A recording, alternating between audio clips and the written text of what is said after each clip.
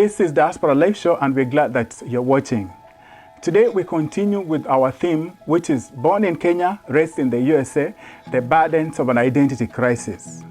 In this episode, I host my first panel discussion with the youth, young Kenyans, born in Kenya, raised in the USA, living in St. Louis, Missouri, and they talk candidly about their experiences in school and also at home with their parents.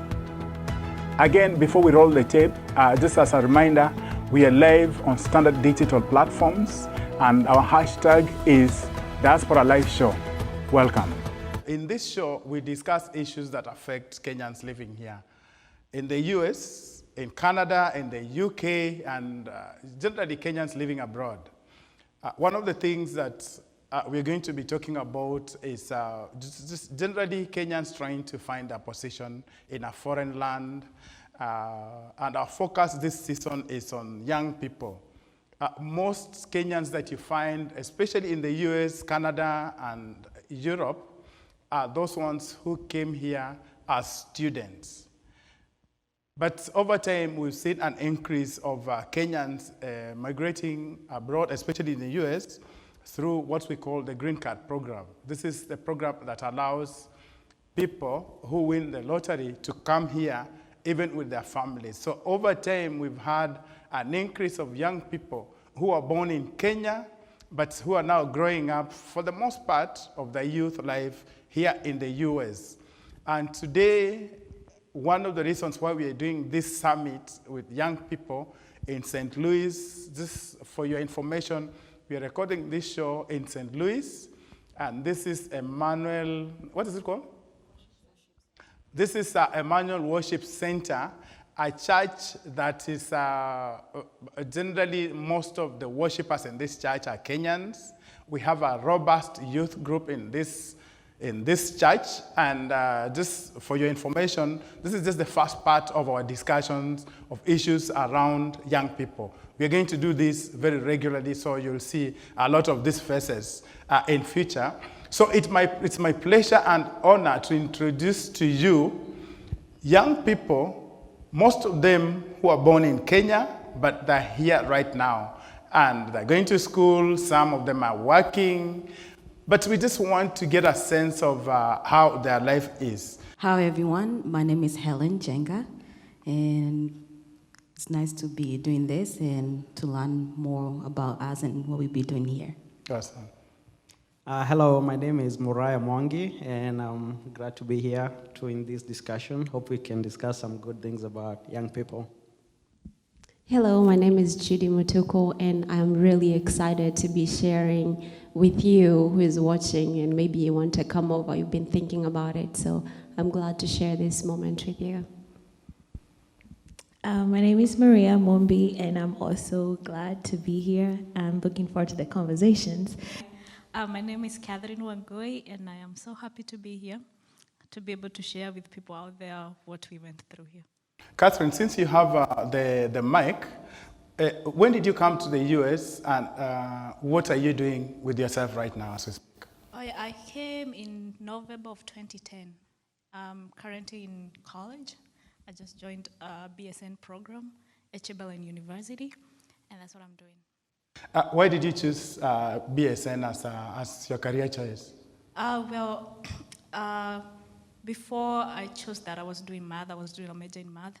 But then I started working with people living with disabilities, and I realized that I actually like working with people, helping people, and seeing their life change through me. And that's why I chose nursing. And I plan, God willing, to do my doctorate. That way I can teach.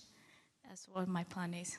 Awesome. Mumbi, I know this is not the first time we are meeting. Yeah. We are all friends. We've met in Delaware. Mm-hmm. So it's my pleasure to meet you again. Please introduce, what are you doing? The last time I spoke with you, you're working on a charity program. How far has that charity gone? But before you talk about the charity, what are you doing with yourself right now? And when did you come to the US? I came to the US in 2010. I came here and I went to college. I did BSN. which is bachelor's in nursing. Currently, I'm looking forward to practicing. I haven't practiced yet as a nurse, but I have worked with several companies taking care of people with disabilities, so I'm here to do that. And basically, we were working in a project called the Garissa Project. Yes. I know all Kenyans are aware of what happened in Garissa that one time, where there was terrorists in the school and students were affected, and there were several losses that happened. And so we came up, we were 4 of us or 5, and we came up together to raise funds to help with whatever that was needed. And we were able to actually raise a lot of funds. That way we were able to even buy land. We bought land for one of the families that lost, their daughter. And, she was the only daughter of the family. So, God just led us through to be able to locate and know who to buy the land for, and we were able to buy land for them, and it was successful, I would say. Awesome. Yeah. By the way, the land that she's talking about and the family that she's talking about is the Wanyonyi family from Bungoma. Wanyonyi family lost the only daughter that they had in that terrorist attack that took place at the university in Garissa. And the Wanyonyi family didn't have anything. They had invested so much in their only daughter, and they lost their daughter. So the group of these young girls came together and raised money to help their family. We are eternally grateful to you. Georgina. Judy. Julie. Julie, sorry for messing up with your name. When did you come to the US, and what are you doing with yourself? So I came in March of 2009, and right now I'm a licensed massage therapist. First off, I started doing nursing, which is not really what I wanted to do, but it was what everyone else was doing. And so I remember being told, hey, maybe you should try this, because I really wasn't sure what I really wanted to do. And so I started taking classes, and then getting into massage school is really a story that just happened. It's nothing I had ever thought of. It just happened. I think I applied for school online.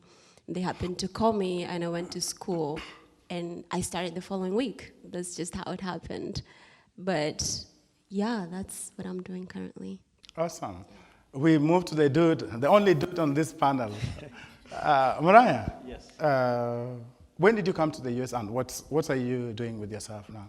Okay, I came here immediately after high school in Kenya. I came as a student, and I'm a software developer right now, and I'm also passionate with entrepreneurship, so I do an e-commerce store, so selling stuff online, and I'm also a continuous student. I try to keep learning, so I do work and school at the same time.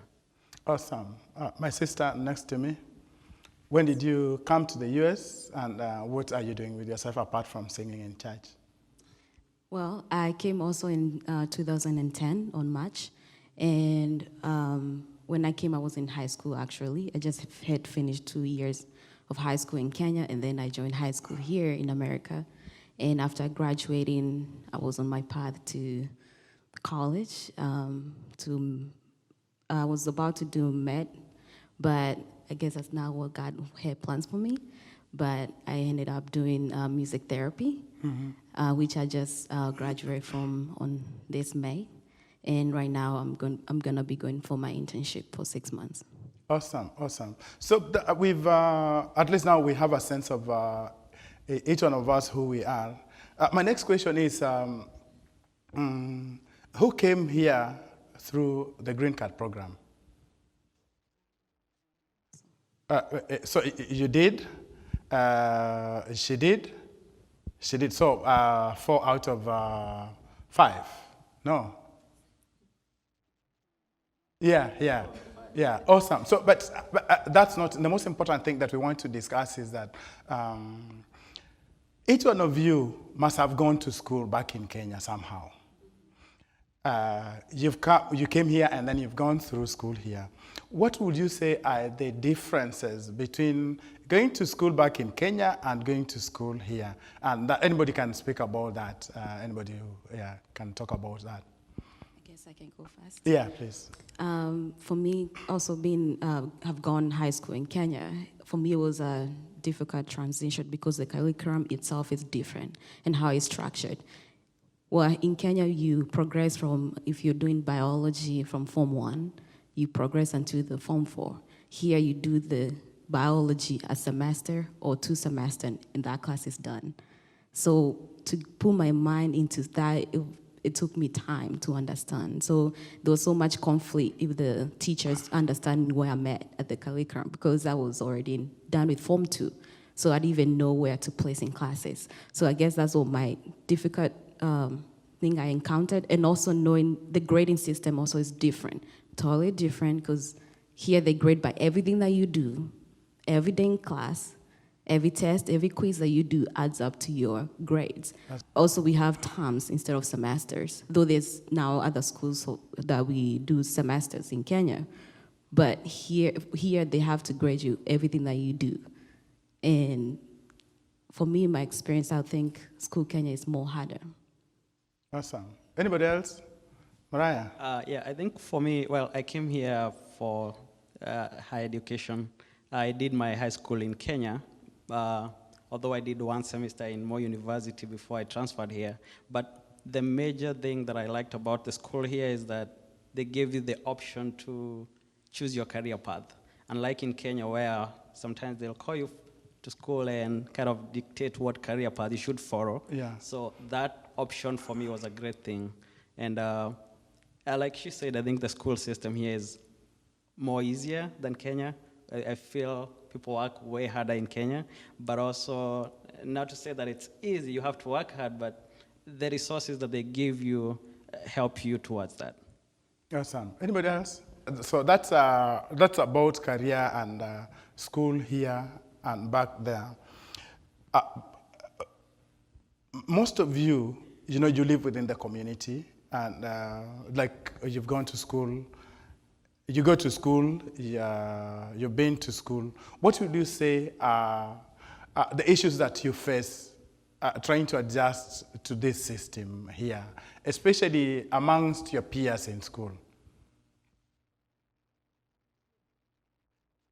Put differently, as young people who are born in Kenya but now living here, what are the challenges that you experience as the youth?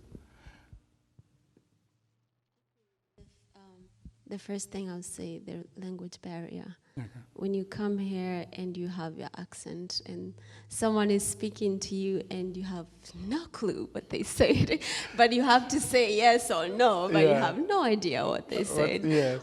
Or I think it's difficult to have a conversation when you're here. And we have that fear of interacting with them. And since you're not used to a different culture of different people, I think it's just the language barrier and how to communicate and to be out there. And most people, I realize over here, most people are very opinionated, and whatever they have to say, they will say it. And that's hard sometimes when you come from, especially Africa, and you're not used to expressing yourself. Yes. So it's one of the things that I got to learn, actually, yeah. Awesome, that's right. Anybody else? Yeah, I want to second that. English was so hard for me. For the first semester, I went to the wrong classes all the time. And also, my answer was like, huh? Because that's all they would say every time they talk to you, like, huh? So I took that, and every time somebody asked me, I was like, huh? But it became easy with time. And also, the difference between here and Kenya is Kenya, they don't give us that platform to be ourselves. Yeah, here, the school encourages you to be yourself, to speak up, to give your opinion. So when I came here, I was just there cornered, scared of saying what I know. And I remember one time in my math class, I was the only person who knew the problem, but I could not talk because I was so scared. What are they gonna say? But my teacher knew that I knew the problem, so he was like, just write it down and I will explain to them. But that was one huge obstacle I had to overcome. I can The imagine. people here at the school are huge. I've never seen, I don't want to say that out going, loud, no, but keep going. I had never seen such big people in my life. Huge as in body, yes, body I size. was, let me tell you, I was like this little girl in the middle of nowhere one time. With big people. Hey, I went home crying. I told Mom, take me back to Kenya. These people are going to eat me. Those stories that they used to give us. But yeah, America has actually opened up my mind. Yes. I can be myself. I can be able to explore and I can achieve just about anything. That's the right. good thing about it. The resources here are helpful. And they give you that room of making mistakes and they allow you to be able to learn from them. Unlike Kenya where they punish you, they make you fear trying new things. And that's the huge difference, I can say. That will do it for us today, and I hope that you enjoyed the show. Remember to join us again for the second part of this discussion. But before we go, again, just as a reminder, we are live on standard digital platforms. You can also get in touch with us through our email, which is diasporalife@standardmedia.co.ke. See you again next week.